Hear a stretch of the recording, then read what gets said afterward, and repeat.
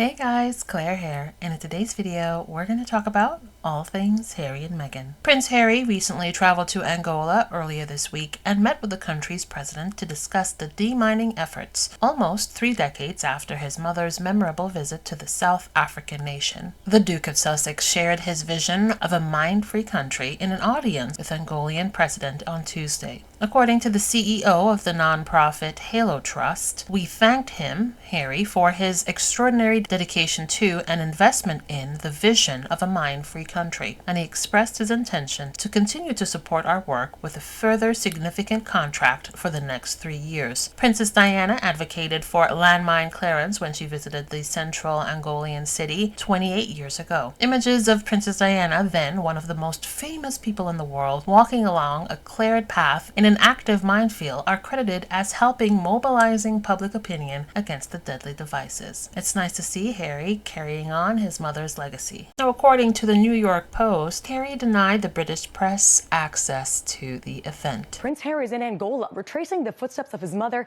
from nearly 30 years ago. And he's working with the Halo Trust, an organization that works to clear landmines from around the world. And it's the exact same organization that his mother, Princess Diana, worked with when she went to Angola in 1997. And guys, you remember those striking images of the princess in a flak jacket and helmet walking through a cleared path in a live minefield. Those images made only more extraordinary by the fact that she passed away just later that year. Well, now her son, Prince Harry, is back in Angola, a place we know is special for him. He's visited before. Guys, I was there with him on that trip when he went in 2019 to walk the exact same path his mother walked. And I will never forget the emotional weight of that moment. Everyone in the crowd just fell silent. It was also on that trip that he met with a woman who had lost her leg in a landmine, the same woman his mother had met with all those years ago. Well, guys, today's trip by Prince Harry is a chance for him to continue on this mission that's so important for him and to continue working on his mother's legacy. Guys. Truly following in her footsteps. And guess who just turned up in Angola doing the work? Prince Harry. 0 leaks. He's always 10 steps ahead. While the British tabloids and the British press are still going on and crying about some meeting, some summit, some peace, blah, blah, blah, and telling us about how one brother is incandescent with rage, is angry, he was blindsided, he didn't know what was going on, this and that and that. Harry is quietly carrying on his work. He's in Angola, and it's believed that he's going to do that famous walk his mother did, walking in the landmine field, you know. So he's just carrying on his work quietly. He did say he's all about public work and humanitarian work, and he's just doing it. He's just carrying on. He's not letting all the noise bother him or get to him. Everyone's like, oh, is he coming back to the UK as working royal? Oh, is he returning? Oh, here, Meghan, what are they doing? What's going on? He's just working. It's clear that the noise isn't even bothering him. It's not even getting to him. So you kid tabloids, while you're begging for Harry and Meghan to come back, does it look like someone who's coming back? I don't think so. Well done, Prince Harry, for choosing your peace and your family, Meghan and the kids. Now, I don't know about you guys, but I absolutely adore Shonda Rhimes. She is responsible for some of my favorite shows: Bridgerton, Queen Charlotte, How to Get Away with Murder, of course, Scandal. So when I saw Shonda Rhimes' latest post referring to Duchess Meghan, it made me smile. I thought to myself, worlds colliding, and I'm here for it. What makes it even sweeter is that Meghan saw the post and responded to it as well.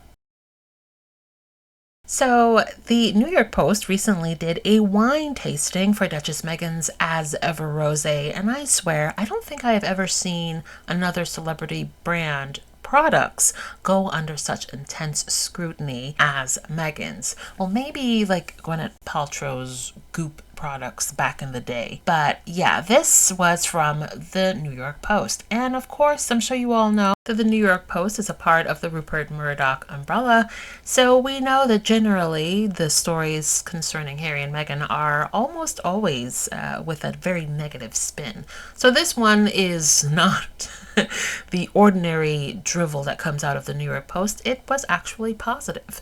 There's a taste test between other wines from Cameron Diaz, John Bon Jovi, Brad Pitt, and Angelina, and Meghan's wine, or her rosé, came out on top. Today we're going to be sampling a bunch of celebrity rosés with New York City expert sommeliers. We have Meghan Markle's new As Ever rosé tasting up against some other celebrity rosés such as Aveline by Cameron Diaz, In Vivo by Sarah Jessica Parker, Hampton Water by Jesse Bon Jovi, and Miraval by Brad Pitt. Oh. Oh, this is interesting. Mm-hmm. That's much more like tropical fruit. Mm-hmm. Yeah. Really nice acid, but it has that roundness to it. It's definitely richer. Mm-hmm. Yeah, it's a little more complex. This Yeah. is interesting. It almost has like a touch, if you really look for like cherry or like red fruit on the finish. There's almost like there tastes like there might be like a little bit of Ogan's wine actually. Right? It's a little coconutty. Yeah, like Very it's tropical. Yeah. Which So this you could drink on its own or like paired with food. You could enjoy it both ways. This is the most interesting one so far. Yes, definitely. I agree. More complex. If it came in a Magnum, I would serve it at our Magnum Mondays at Cathedral for sure. Pair very well with like French Mediterranean food. I wonder if the celebrities have actually a say in producing this wine, like get into the formula. I hope so. Because I think I think they do. I will be think highly of that person now. This is a good rosette. This one gets a star from me. Aired. Meghan Markle's. Wow. Wow, good for her. I had a feeling. It's California. It has that like... Well, look at the logo. It has that coconut tongue. Oh, does it? And I said it's very coconutty. Oh, palm tree, yeah. Some more fragrant than I had the other one. Oh, yeah. It's yummy. Doesn't? Cognac. Don't you get that? Yeah, I do. Like that vanilla, like Yeah. Like baking. butterscotch kind of. Mm-hmm. You mocked the jam, you mocked the garden, and now you're choking on the wine. Let's talk about it. A blind taste test. No labels, no branding, no celebrity names. Just wine. Pure, unfiltered, and judged by professionals who actually know what quality tastes like. And when the scores were tallied, Meghan's As Ever Rosé came out on top. Better than Brad Pitt and Angelina Jolie's Chateau Miraval, Cameron Diaz's Aveline, Sarah Jessica Parker's In Vivo 10, John and Jess Bon Jovi's Hampton Water. And what else did the experts say? This wine is good enough to be poured in Buckingham Palace, said Christian Bendick, certified sommelier and one of several top New York City wine experts who were gathered by the New York Post. Read that again. Fit for the palace. The very palace who couldn't handle Meghan's presence now has to live with the fact that her taste, her product, and vision outrank every A-lister on that list. And now to the haters, the comment section peasants, the low-effort podcasters, the bootlickers with no palate and even less taste. You said she had no class, no taste, no talent. Your opinions aren't just irrelevant, they're embarrassing. You've spent years proving you don't know what excellence looks like. Now the wine world has confirmed it. This wasn't a PR stunt. This wasn't hype. This was taste. This was craft. This was a woman with vision, delivering something that silenced every mouth that tried to diminish her. Because Meghan doesn't create for clicks. She creates with care, with elegance, with intentionality. And the reason you'll never understand it is simple. You're not meant to. You don't belong in rooms she's building. You don't recognize quality because you've spent your whole life chasing status, not standards. You don't have the palate or the pedigree. So here's to Meghan, to taste, to triumph, and to every mouth that ran itself raw trying to drag her. You got outclassed by a bottle of wine. Drink on that. Now, according to Christian Bendick, one of the wine experts of this taste testing, Meghan's wine is good enough to be poured at Buckingham Palace. We're still seeing so many of the girlies unboxing their As Ever products. That's very adorable. I ordered this package from As Ever, Meghan Markle's company, and this is my first time ever ordering anything from them, so I'm very excited to take a look. Let me show you guys what I got. There were several items that I was interested in, and I got pretty much everything that I wanted. I think there was one thing like the raspberry jam or spread or whatever it was. They sold out of it by the time I got it, but everything else that I wanted, I got. Oh, this is cute. It says, "Enjoy, Meghan." That's very adorable. Okay, first thing that I got in here was the shortbread cookie mix with the flour sprinkles.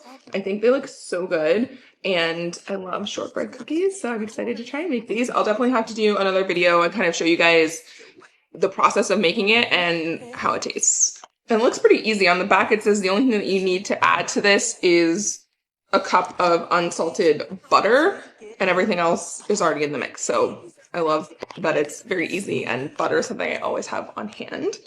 So next up, I told the kids about this one that we're gonna make it together. So this is the crepe mix, French style. Sounds really good. I love crepes. So excited to make these. For this one, you need a few more ingredients than the cookies. It says egg, cold water, melted butter, and then a cup of the mix to make 8 crepes. I don't think I've ever made crepes at home. I've had them like obviously out at restaurants and stuff, but excited to try to make it on my own. A little jar of flour sprinkles. These look so fun in the Meghan show, which now I'm forgetting what the show is called. I'll put it on the screen if I remember while I'm editing this, but I remember she had flour sprinkles on the show and they look so fun. Alrighty, so I got my As Ever wine today. Again, Meghan tells me to enjoy. I shall. I've been so excited about this and it actually arrived a day early. Oh, so pretty. So pretty. Okay, so yes, here is how it is packaged. I will be back with my taste test later after I allow this to chill a little bit, but I'm excited, can't wait.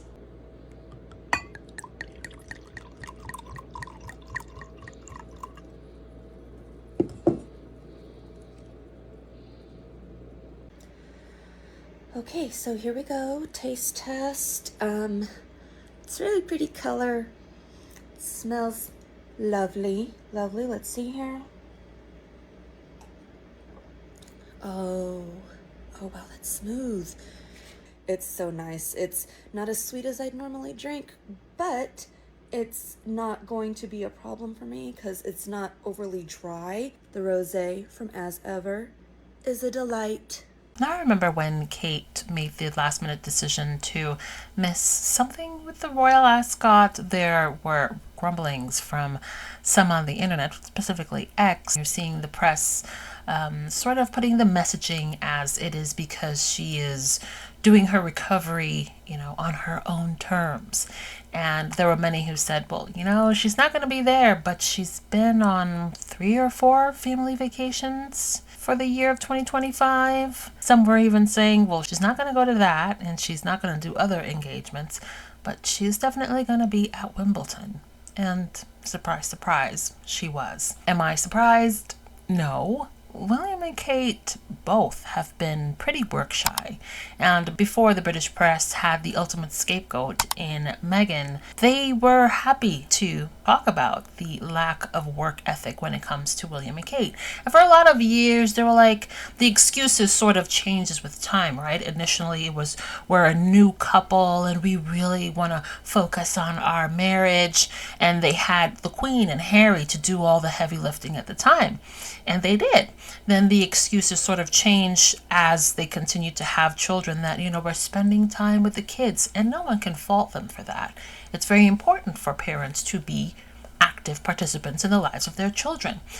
But there is a grace afforded to them that I feel like Harry and Meghan don't get. And they're not even working within the royal family. Now it's recovery. And I suspect that this will be the 2 excuses that will be used for the reign of William. It's the children and her recovery. So I don't expect anything differently. She's too ill to work, but she's fully well enough to go to Wimbledon. All those charities that she's a patron of haven't seen her for over a year. Too ill, still recovering. The cancer card comes out frequently, but she's able to attend Wimbledon. And to be honest, if she was a real benefits claimant in the UK, the Department for Work and Pensions may have some quite tough questions to ask her. I don't know what she'd respond to them. I think, to be honest, her attending Wimbledon is a big raising of the middle finger to the British taxpaying public and anyone that's ever suffered from any form of life-threatening disability all over the world. I was absolutely amazed to see her sitting out on the hottest day of the year, having been labelled as a cancer survivor. It's unhelpful. It's not following medical advice. If she can do this, why can't she do other work? None of it adds up. And to all the royalists that were clapping her when she landed, she's just a normal human who literally has achieved nothing in her life. Why the applause? I just cannot get my head around it. People are blind.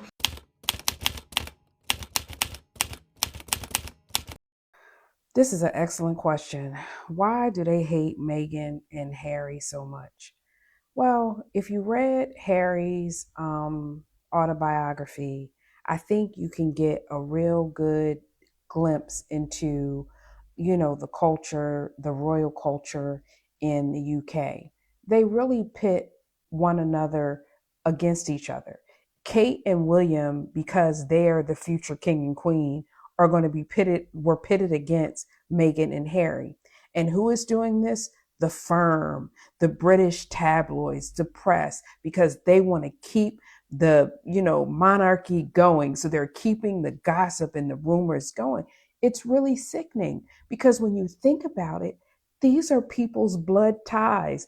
These are their relatives. So you're sitting up here telling me you guys have a whole business to pit brother against brother, wives against their in-laws and all this stuff, father against son.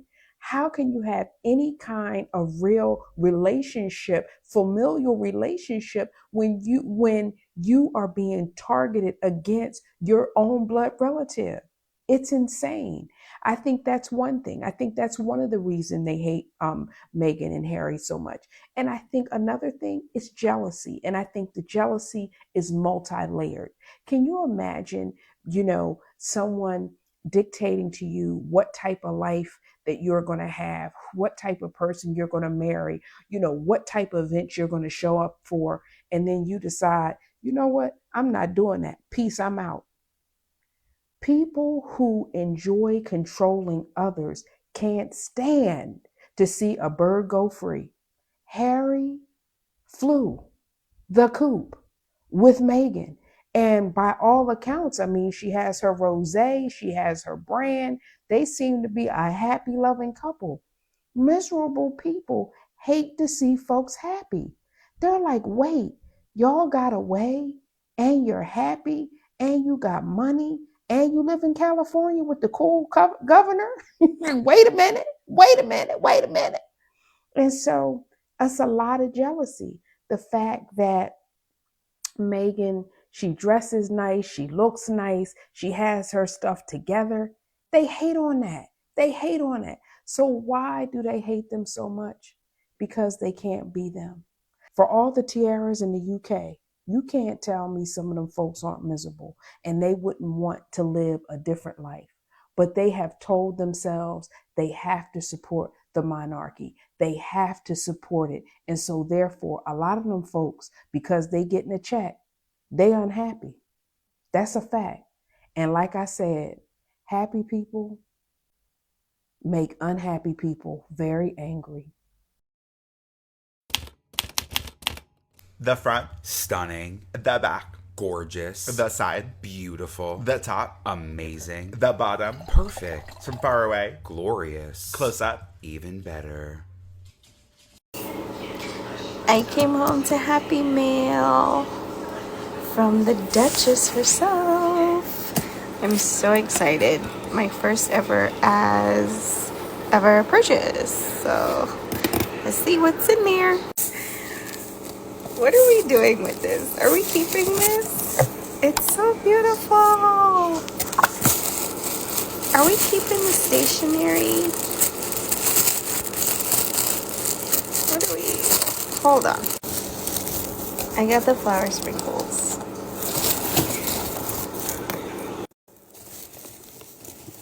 I wasn't sure if I was getting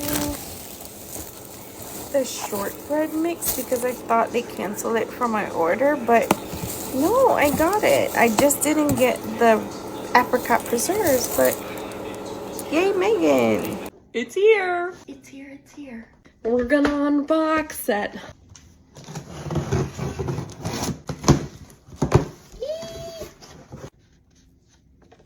Another one, thank you. Gorgeous. She's gorgeous. She's beautiful and gorgeous. Eee! She's gorge. She's beauty. I love her. It's later. I was having a picnic with my friends, and so I thought, perfect. My wine is here. We're gonna try it, and I'm gonna share it with my friends on the beach. So we did. Now, here's me forgetting how to use a wine opener.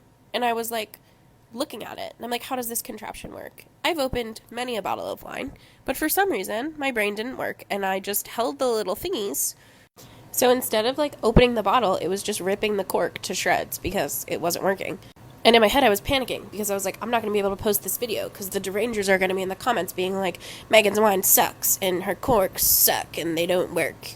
And then I was like, wait. It works. I'm just stupid. It was operator error. It's operator error. I'm about to expose how very little I know about wine. I sniffed it. It was yummy. I poured it. It looked great. I tasted it. I said, delicious. That's wine. I'll take some. I like it. I like it. Overall, she's gorgeous. I love her. She's delicious. And everyone on the beach was definitely like, why is this girl having a photo shoot with this bottle of wine? But what do we say, folks? To be cringe is to be free. Okay, bye. If you're black, I better never, look at me, never catch you talking bad about Meghan Markle in mixed company. That includes on TikTok. We gonna give her the Obama treatment, okay? Not in mixed company do you bring up those war crimes, okay? Yeah, I'm seeing a few too many comments on some hating videos about our girl Meghan. I loved reading this about Prince Harry. If you don't know, he was in Angola.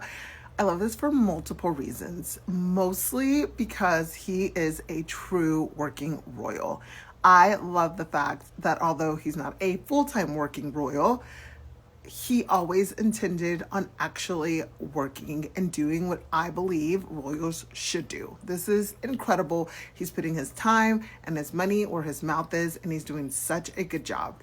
This picture really touched my heart. If you don't know, this is where Princess Diana went. Unfortunately, if I remember correctly, this was the same year that she passed away. But for him to be able to walk in his mother's footsteps in a cause that touched her heart so much, it's just so heartwarming. I saw this on the news and immediately had to Google it, and I had chills watching the footage. Like, this is the same young lady that Princess Diana met. And for him to be able to visit with her is incredible. And then this picture, it's just amazing. I wish, at least I didn't see it. I wish he gave an interview about his visit and just kind of shared his thoughts with us. If he has, I haven't seen it. But yeah, I just thought I would share this with you. It's such a beautiful, actual working prince. William, Harry, bath time. Come along. You need me to say it one more time? Eh? Or what you mean you not been outside? You think me born yesterday? Go and get into the bathtub now. And me need for add some Dettol in there too. You both stink!